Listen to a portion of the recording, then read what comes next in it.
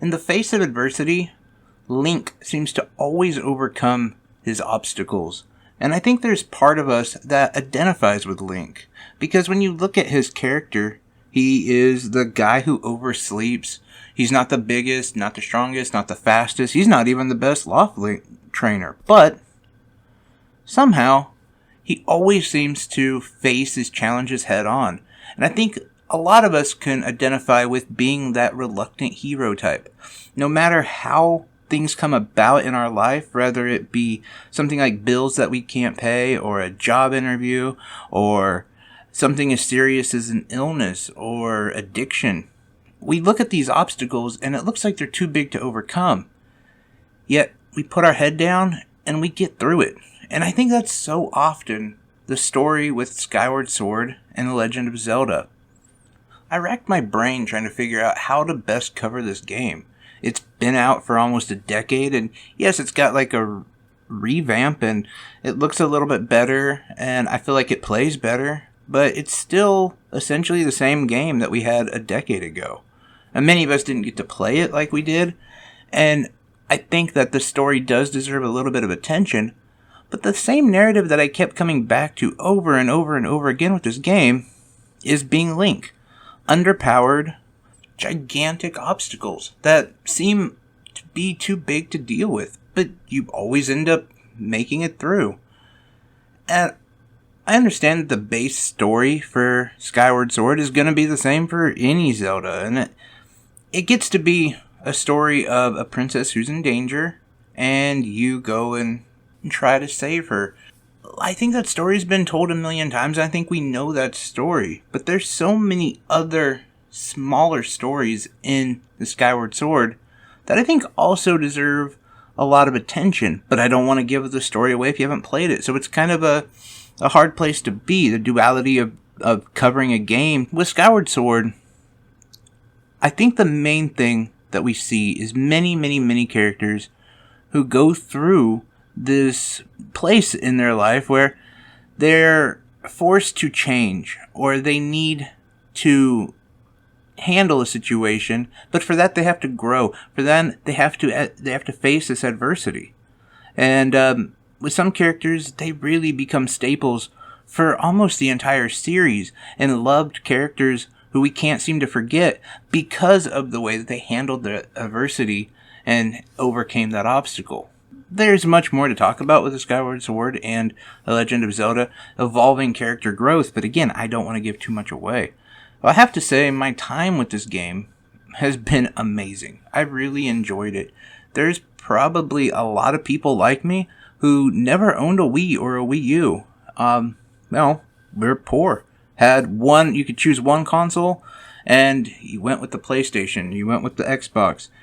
And yeah, the allure of something like The Legend of Zelda or a new Mario game or something like that seemed really, really enticing, but what do you do when you don't have the money?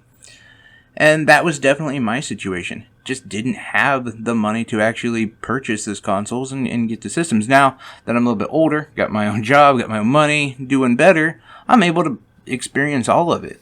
And I'm really glad that Nintendo took the time to re-release this game. I know it's not everybody's favorite game, and oddly enough, I know that it scored better when it first came out on the Wii than it did on the Nintendo Switch, which seems odd to me, considering this is a better version, but yet it scored. I don't know.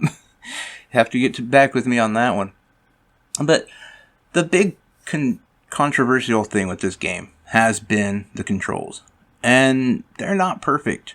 In fact, my muscle memory is set now that when I start playing a game, I almost immediately hold down the L1 button to control the camera. Like, that's how much of my muscle memory has been changed by this game. I'm sure, in time it'll go back. But it's not perfect. The controls there's a learning curve. We'll put it that way. The first hour or two, it feels foreign, and it feels like something that might take a while to get, the hang of. And it does. But once it does, you really thrive in it. I would say the sword control, once you learn the controls to that, it becomes one of the best ways to actually fight. I almost miss it in a lot of action RPGs, that I don't have that ability to control which way I'm slashing a sword. I don't know. It really grew on me. I know it's not for everybody, but the dungeons, the Loftwing, the side quests, all of that can be worth it to overcome the controls if that's a problem for you. And again, I say that, like, if you're not using the motion controls, you'll get used to the button controls. It does come around. Now, the motion controls, which I really didn't use too much, that I don't know if you can overcome. I tried. And in combat and running around in a dungeon or like a hub or something, it's fine. Had no problem. Now, flying and using the beetle with the motion controls, that was like almost impossible for me. I don't know how people are able to do that. I know like Miss Click has done an entire run of the game using only motion controls, and she streamed it and we've seen it. I don't know how she did it, to be honest. For me, it was too much. But I think that that's also the thing with this game too, that I felt there was a little bit of freedom about. Because there was a couple, I think it was boss fights, that I really didn't think I could win with the button controls. So I set my Switch down and I started using the motion controls. Just to have that, like, extra precision. That little bit extra control that I maybe didn't have in the button controls. And sure enough, I won no problem. Went back to using the button controls. I have these options. And I really appreciate that. I feel like there should be a little bit more credit given to Skyward Sword for giving you those options. There's not a lot of games that do that. In fact, one of the most recent games that's come out that's kind of gotten, I don't know, some trouble for their controls has been Baldo. It's been horrible, and I wish they had more controls. Yet you look at a game like Quake, you can set up the controls exactly how you want them. There's so many options, and I think those type of games should be rewarded for that.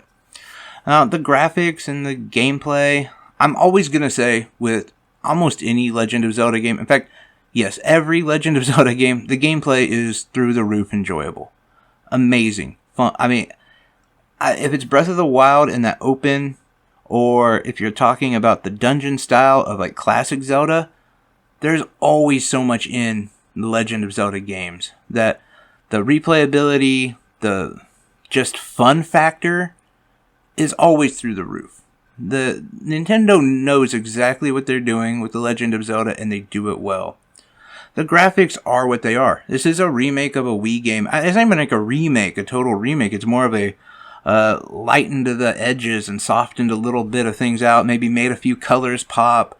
You know, designed the characters to stand out a little bit more.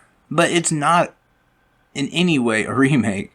So we're still getting the same graphics that we had in the Wii, essentially. Like, again, maybe a little bit more, but not much more. So they are what they are. They're not great, but that's exactly what we knew they were going to be. The soundtrack is by far one of the best, if not the best, of a Legend of Zelda game. I've said that before, and I'm continuing that same thought process because it's amazing. I really didn't know how much I would enjoy the soundtrack of this game, and never playing it and never hearing anyone talk about how great the music was. No idea. And I'm not typically like a big video game music person. In fact, a lot of times I play with the sound off. Usually because, well, for one, I have kids, and two, I like playing in handheld mode with like the TV on, and I like just binge watching like my favorite sitcom and playing video games. Like that's how I get down. So I don't really like to have the sound on too much. I know that like that's a complete part of the video game world that I'm just cutting out so I can hear Community or Parks and Rec for the 15th time, but that's how I roll. But I really did actually enjoy the sound in this game. The soundtrack, the music, all of it was really, really done well. The other thing that a lot of people talked about with Skyward Sword had to be Fi. And I have to admit, at the very beginning, I was like, oh, they actually cut her role down because she's still speaking way too much. And it does start to dissipate after time goes on and she won't speak as much. And that relationship, I don't know if it was bad or good that they cut her role down. And I only say that because at the very end of the game, there is a scene, there's a moment where I think you're supposed to feel something, but be it that she was pretty much negligent through the entire game for me, except for the very beginning, I didn't really care. And I'm not giving anything away, and we all know that she's the Master Sword, right? Like, we're all good with that. So we know, but there's this moment, it seems like I get the heart-touching, like, oh, let's be sad about this. I really wasn't. I was more upset by something else that was probably more, I don't know, more clear, I should say. Anyway, to finalize my thoughts on Skyward Sword, I loved this game. If you said it's never going to drop, it's always going to be $60, should I buy it? Yes, without a doubt, yes. Now, I will say, if you don't like action games, you don't like Legend of Zelda games, and well, no, it's not for you because you don't like Legend of Zelda games and you don't like action games. But if you like it and maybe you're just worried about the price, maybe, I don't know, maybe you want to try a Legend of Zelda game, this is as good as any, honestly. I think anyone who steps into this world is going to have an amazing time. They're going to really enjoy themselves. And for everything you hear negative about the game, understand that this game is put under a microscope because of the name. We wouldn't be this hard on this game if it was any other game, except for maybe a Mario game or a Sonic or something with a really high level of credibility. I mean, I can point to a ton of games that got really good scores, some Game of the Year, some they keep making remakes of, some they keep pushing. And they're worse. And they have more faults. They have more problems. A small list of games that came out that received rave reviews. And should. But they had a lot of problems. It's like Grand Theft Auto 5. Death Stranding. Death Stranding, Game of the Year. That game is, it is what it is. But it was never put under the microscope that a game like Legend of Zelda gets put under, where we just ridicule the hell out of it. And it's almost like a cool take to say, oh, this wasn't good. Like, everybody's going to like it, so I'm going to be the exact opposite, and I'm going to stand out like a rebel. But that's bull. And I think we know that at the end of the day. Nintendo did a very good job with this game. They always do a good job with Legend of Zelda. They don't let Legend of Zelda games out without them being good, without them going through a rigorous test. And that's exactly what they did. You may not enjoy the story, although it's pretty basic, to be honest. The story and your engagement really comes by the way of the journey and how you get there. The controls, yeah, okay, that's a fair point. A lot of people have an issue with the controls.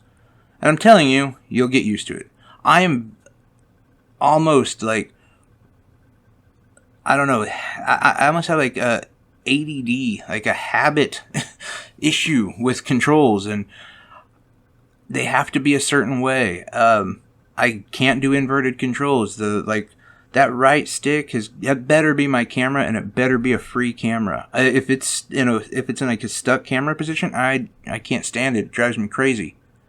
So if I overcome those control issues with Legend of Zelda, I believe anyone can. Because I really, really get picky about that. But yeah, ultimately, I have to say that this was one of my favorite entries into the world of the Legend of Zelda. Maybe, I would say, in my top 5. And I didn't expect that to happen. Now, I'm going to be completely honest, as I just said, I never owned a Wii, never owned a Wii U, and I haven't been able to find a lot of these games. I haven't played like Twilight Princess or Wind Waker. I haven't played a lot of them. I want to, I really want to, but they're hard to find and they're expensive. I don't really even have room for them. My son has a Wii U, but again, I can't find the games. So I'm comparing it to maybe the bigger Zelda titles. And I'm going to say that it fits in perfectly. I wouldn't say it's any worse or any better than a lot of them, besides maybe Breath of the Wild, which Breath of the Wild is arguably the greatest game ever made. But when I compare it to like Link's Awakening, or A Link Between Worlds, or A Link to the Past, I feel like Skyward Sword deserves a spot amongst those just as much as they deserve to be there. With that being said, I feel like I have gone on long enough about how great this game is. You know my feeling of it. It's amazing. It's probably my game of the year. So yeah, overall, I'm gonna say get this game. I love it, and I love Legend of Zelda. I'm kind of curious what you guys think. Have you played it? Are you waiting for it to maybe drop in price? What's been your experience with The Legend of Zelda, The Skyward Sword? And, if you disagree with me, I appreciate that interaction as much as people who agree with me. Anyway, please like, subscribe, do all that stuff. I appreciate you guys so much. Till next time, see ya.